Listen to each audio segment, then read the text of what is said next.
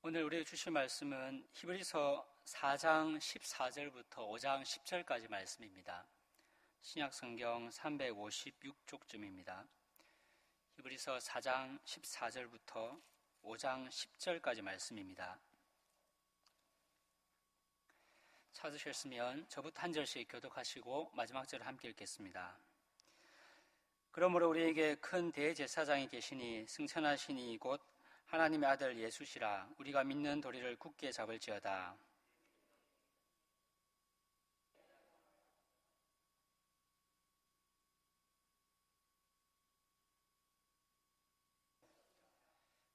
그러므로 우리는 긍휼하심을 받고 때를 따라 돕는 은혜를 얻기 위하여 은혜의 보좌 앞에 담대히 나아갈 것이니라.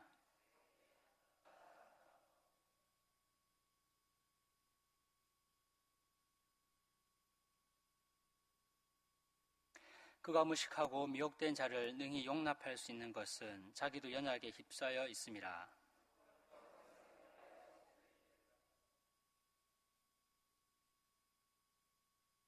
이 존귀는 아무도 스스로 취하지 못하고 오직 아론과 같이 하나님의 부르심을 받은 자라야 할 것이니라.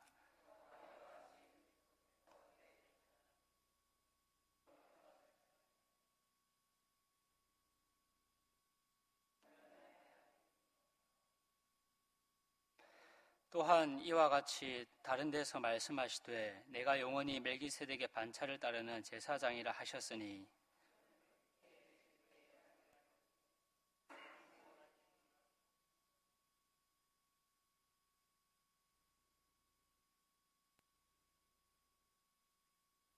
그가 아들이시면서도 받으신 고난으로 순종함을 배워서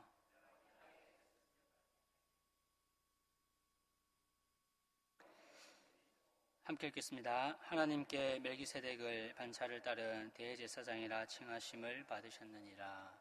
아멘. 그 제목을 믿는 도리를 굳게 잡을지어다로 이렇게 바꾸어서 말씀을 전하겠습니다.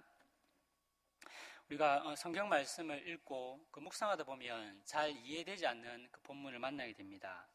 그 이해되지 않는 이유가 여러 가지 있을 것입니다. 그 본문에 대한 그 배경 지식이 부족해서 그럴 수도 있고, 아니면 또 특별한 경우에는 그 번역이 좀 잘못되어서 이해되지 않는 경우도 있습니다. 그 이외에도 여러 가지 이유 때문에 읽다가 참 넘어가기가 힘든 경우가 종종 있습니다. 그런데 이와 같은 그 기능적인 이유 말고 성경이 잘 이해되지 않는 또 다른 이유가 있습니다. 그것은 우리가 그 복음을 사실 잘 모르기 때문입니다. 누군가가 만약에 저와 여러분에게 그 복음이 무엇이냐라고 물으면 그 대부분은 예수 그리스도의 십자가의 죽음과 부활이다라고 대답을 하실 것입니다. 그리고 또 어떤 분은 좀 신학적인 지식이 있는 분은 그 의미를 좀 더 자세히 풍성하게 설명할 수도 있을 것입니다. 그런데 그렇게 우리가 대답한다고 해서 우리가 과연 복음을 안다라고 그렇게 단정 지을 수가 있겠습니까? 우리는 그 복음에 대한 그 정보는 알고 있는지는 모르겠지만 사실은 그 정보를 안다라고 해서 곧 그것이 그 복음을 아는 그 알미다라고 이렇게 말할 수는 없을 것입니다. 왜냐하면 복음에 대한 그 정보가 아니라 그 복음을 우리가 만약에 안다라는 것은 그 복음의 내용이 나의 삶의 근간이 되고 그 복음이 구체적으로 나의 삶에 영향을 미칠 것이기 때문입니다. 이런 차원에서 오늘 본문을 묵상하면서 개인적으로 느낀 것은 그리스도를 많이 안다라고 생각했는데 그리스도를 참 모른다라는 이렇게 생각이 들었습니다. 그리스도와 인격적인 그 교제 가운데서 그분을 잘 모르고 있었기 때문에 오늘 처음에 본문을 준비하면서 참 이해하기가 어려웠던 것은 아니었나라는 그런 생각을 좀 개인적으로 해보았습니다. 이 시간에는 히브리서 말씀을 살피면서 우리가 그리스도에 대해서 어떤 정보와 그 지식을 아는 것이 아니라 그분이 누구신지 그분과의 교제 가운데서 우리가 그리스도를 아는 시간이 되었으면 좋겠습니다. 성령께서 은혜 주셔서 그분과 교제하는 가운데 우리가 그분을 알므로 말미암아서 그리스도가 우리의 삶의 출발이고 유일한 그 목표와 목적이 되었으면 좋겠습니다. 이제 본문을 좀 살펴보도록 하겠습니다. 저와 여러분에게 있어서 그리스도는 어떤 분이십니까? 우리에게 있어서 그리스도가 정말 우리의 모든 것을 다 바쳐서 전적으로 믿고 순종할 만한 분이 맞습니까? 그리스도를 믿고 그분께 순종한다라는 것은 그분과 그분의 말씀으로 인해서 그 고난을 감당하겠다라는 것을 의미할 것입니다. 오늘 읽지 않았지만 히브리서 4장 11절은 이를 조금 다른 방식으로 표현을 합니다. 저 안식에 들어가기를 힘쓸지니라고 이렇게 표현을 합니다. 이 말씀은 지금 이 순간 우리가 안식의 주인이신 그리스도로부터 안식을 받았기 때문에 누리라라는 그런 의미가 포함이 되어 있습니다. 그런데 안식을 누리기 위해서는 광야 이스라엘 백성들이 불순종한 것과 다르게 그 말씀을 순종을 해야 우리에게 이미 주신 그 안식을 누릴 수가 있습니다. 그리스도께 들은 말씀에 순종함으로 우리는 이미 받은 그 안식을 누릴 수가 있습니다. 그런데 들은 말씀에 순종함으로 안식을 누리기 위해서는 포기해야 할 것들이 있습니다. 학생들은 주일에 학원 가는 것도 포기해야 되고 때로는 세상에서 성공하고자 하는 우리의 욕심과 그런 마음들을 포기를 해야 할 것입니다. 이처럼 들은 말씀에 우리가 순종함으로 안식을 누리기 위해서는 포기해야 할 것을 포기하는 것, 그것이 우리가 감당해야 될 고난입니다. 이와 같이 고난받는 삶이 가능하기 위해서 그러면 무엇이 전제되어야 하겠습니까? 그리스도가 우리에게 고난을 받으면서도 그분이 정말로 믿고 따를 만한 분이어야 할 것입니다. 만약에 우리가 그분을 따른다라고 하지만 그분이 정말로 우리가 믿고 따를 만한 분이 아니라면 사실은 그분을 우리가 따를 수가 없을 것입니다. 세상에서의 성공과 명예와 우리의 욕심, 그 모든 것조차도 포기하고 따를 만한 분일 때 우리는 비로소 그분을 따라서 고난받는 삶을 살 수가 있을 것입니다. 저와 여러분에게 그리스도는 그런 분이 맞으신지 한번 스스로 질문을 해보았으면 좋겠습니다. 이 세상이 닦아놓은 안정된 삶을 포기하면서도 모든 것을 다 바치면서까지 믿고 따를 만한 분이 정말 우리가 믿고 있는 그분이 맞는지 질문을 해보았으면 좋겠습니다. 이에 히브리서 기자는 그리스도는 우리의 모든 것을 다 바치면서까지 믿고 따를 만한 분이 맞다라고 말씀을 합니다. 이를 14절에서 이렇게 말씀합니다. 우리가 믿는 도리를 굳게 잡을지어다. 여기서 도리는 이미 들은 말씀에 대한 고백을 이야기하고 그 고백의 내용은 아들 예수 그리스도이십니다. 그러므로 히브리서 기자는 이 예수 그리스도를 끝까지 붙잡자라고 이렇게 말씀을 합니다. 왜냐하면 이 그리스도는 불순종의 본을 보였던 광야 이스라엘 백성들과는 달리 우리의 순종의 본이 되시기 때문입니다. 그리스도께서 순종의 본으로서 먼저 하나님께 순종하신 분이기 때문에 이 그리스도를 믿고 따르자라고 이렇게 붙잡자라고 말씀을 하는 겁니다. 그런데 여기서 우리가 이런 질문이 생깁니다. 그런데 그리스도께서 이렇게 순종하셨다라고 하는데 사실 어차피 그리스도는 하나님이시고 하나님의 아들이시기 때문에 그리스도께서 그렇게 순종하시는 것은 좀 쉬운 것이 아닌가. 반면 우리는 너무나 연약함을 많이 가지고 있기 때문에 들은 말씀에 순종하는 것이 어렵지 않은가라는 우리가 생각을 하게 됩니다. 실제로 우리는 말씀에 순종하려고 할 때 가장 먼저 우리가 부딪히는 것은 현실적인 문제입니다. 경제적인 문제, 진로의 문제, 인간관계의 문제가 우리가 말씀에 순종하는 데 있어서 큰 걸림돌이 됩니다. 이와 같은 질문을 하는 저와 여러분에게 히브리서 기자는 뭐라고 말씀을 합니까? 뭐라고 하면서 그럼에도 그리스도가 믿고 따를 만한 분이기 때문에 굳게 붙잡자라고 말씀을 하고 계십니까? 15절에서 이렇게 말씀을 합니다. 우리에게 있는 대제사장은 우리의 연약함을 동정하지 못하실 이가 아니요 모든 일에 우리와 똑같이 시험을 받으신 이로되 죄는 없으시니라.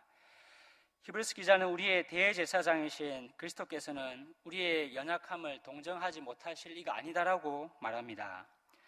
그리스도께서는 우리에게 왜 그렇게 살지 못하느냐라고 무조건 엇박지르기만 하시는 분이 아닙니다. 저 높은 곳에 앉아 계시면서 우리를 향해서 그렇게 질책만 하시는 분이 아닙니다. 물론 경고하시고 질책도 하시지만 그것조차도 우리의 연약함을 동정하시는 가운데 그렇게 하시는 것입니다. 사도행전 7장에서 스데반이 순교할 때 그리스도는 그냥 팔짱만 끼고 계시지 않으셨습니다. 스데반이 순교하는 그 자리까지 서서 관심을 가지고 지켜보고 계셨습니다. 히브리서 기자는 그리스도께서 우리의 연약함을 동정하실 수 있는 분임을 말씀하시기 위해서 5장 1절부터 3절에서 먼저 인간 대제사장의 연약함에 대해서 말씀을 합니다. 1절은 인간 대제사장이 어떻게 직분에 임명되었으며 무엇을 위해서 직분에 임명되었는지를 말씀합니다. 1절을 보시면 먼저 사람 가운데서 그 택한 자이다라고 합니다. 인간 대제사장은 사람 가운데서 그 하나님의 선택에 의해서 임명되었습니다. 그리고 하나님께 속한 일을 위해서 세워졌습니다. 하나님께 속한 일이라는 것은 그 뒤에 나와 있는 것처럼 사람들의 죄를 위하여 속죄하는 그 제사를 드리는 것입니다. 그리고 2절을 보시면 이 인간 대제사장의 그 연약함에 대해서 말씀을 합니다.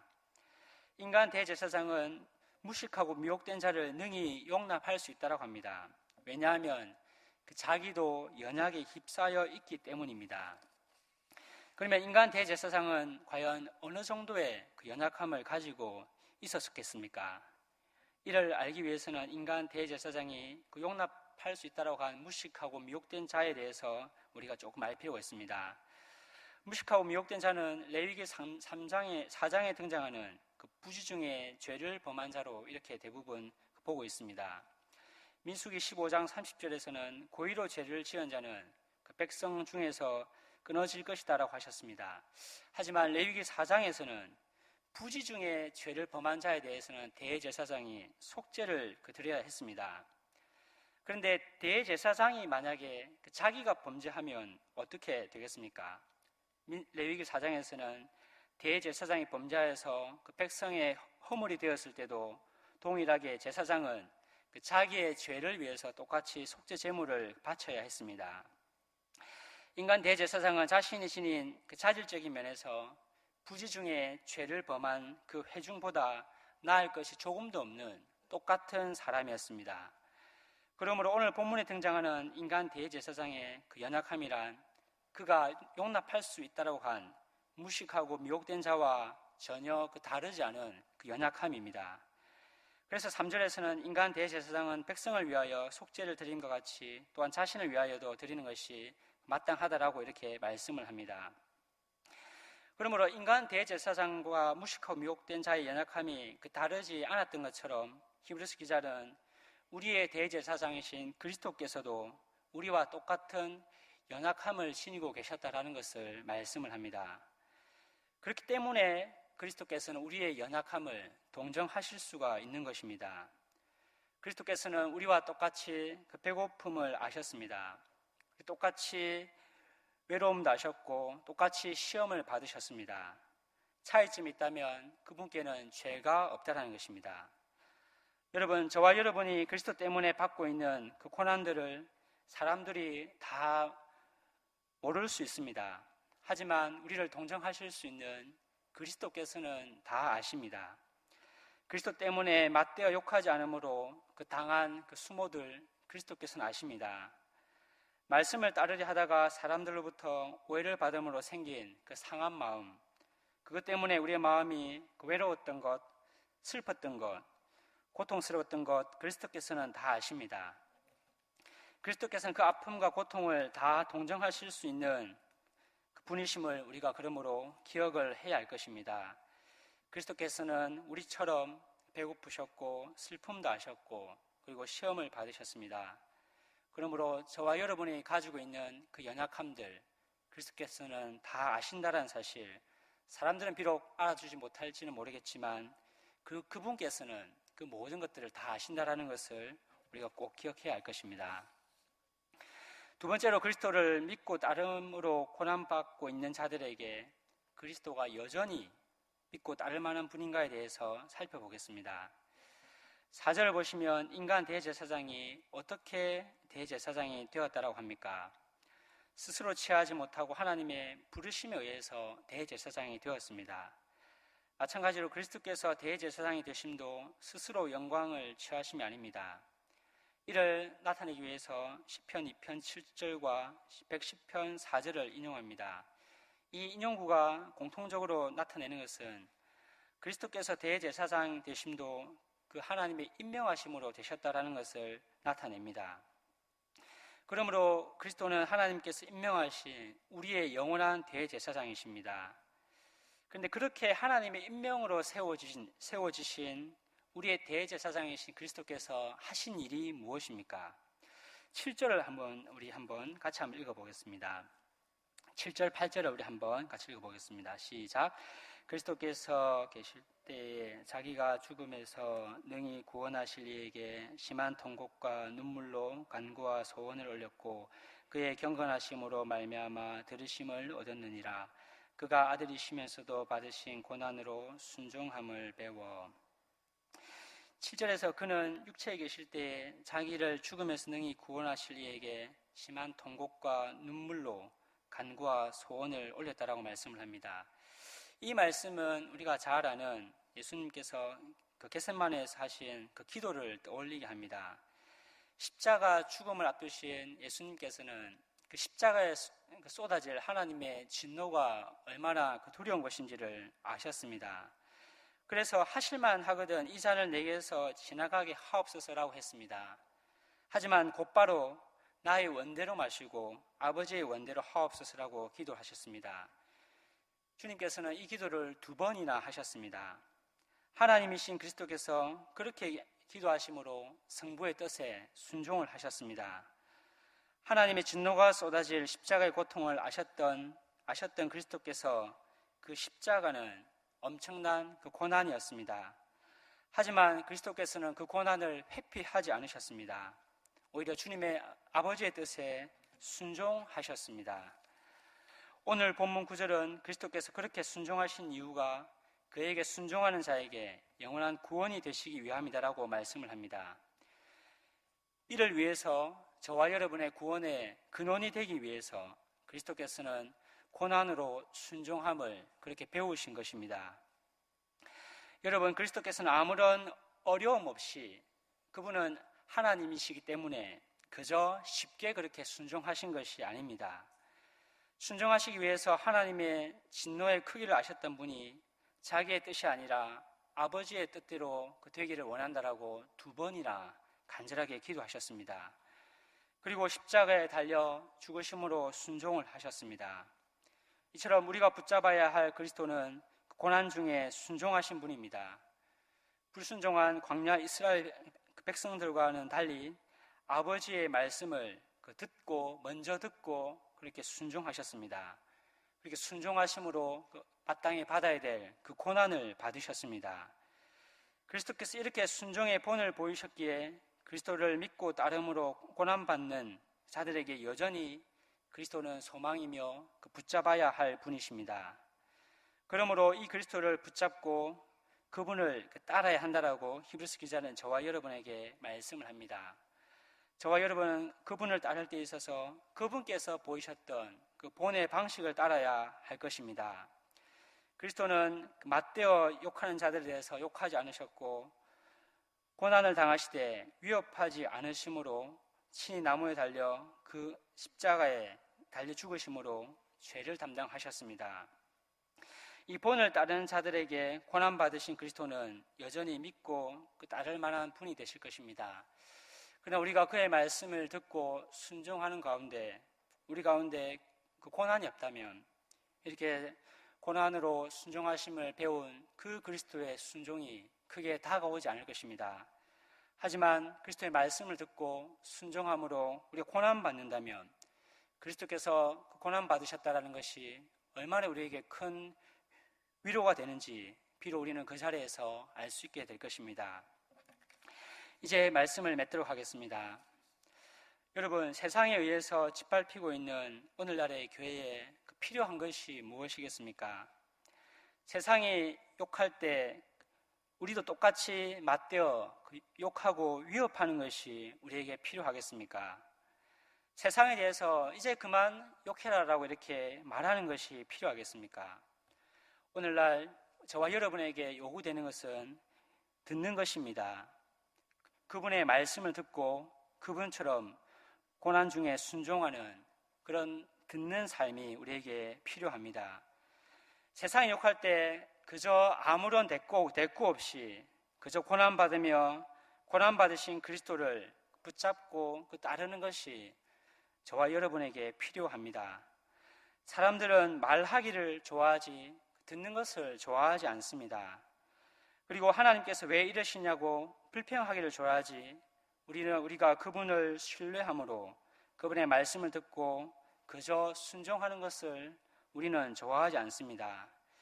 하지만 그 양들은 목자의 음성을 알기 때문에 그 음성을 듣고 따릅니다. 그리하여서 그 목자가 가는 그 길을 졸졸 뒤쫓아갑니다. 그런데 푸른 초장으로 가는 길은 평탄하지 않습니다. 사망의 음침한 골짜기를 지나야 합니다. 그럼에도 양들은 그저 목자를 따라서 그 음침한 골짜기를 따라갑니다. 여러분, 고난 가운데 순종하신 그리스도의 말씀을 듣고 고난 중에 그분을 따르는 저와 여러분이 되었으면 좋겠습니다. 왜냐하면 공의로 심판하시는 분이 저와 여러분에게 계시기 때문입니다. 그래서 세상을 향해서 이런저런 이야기를 우리 하기 이전에 우리가 먼저 그리스도처럼 그분의 말씀을 듣고 순종함으로 말미암아서 고난받으며 그저 우리의 그 목자 되시는 그분을 따라가게 될 때에 하나님께서는 교회를 새롭게 해주실 것입니다. 그리하여 순종하는 자만에게 허락된 그 안식을 고난 가운데서도 저와 여러분은 누리게 될 것입니다. 그러므로 여기 계신 모든 성도님, 저와 모든 성도님들께서 그분의 말씀을 듣는 자들이 되었으면 좋겠습니다.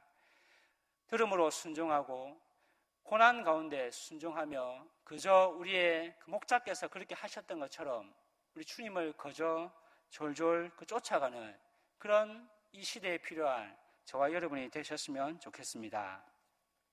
이 시간 주신 말씀을 생각하면서 함께 기도하겠습니다. 첫 번째로 기도할 것은 사람들은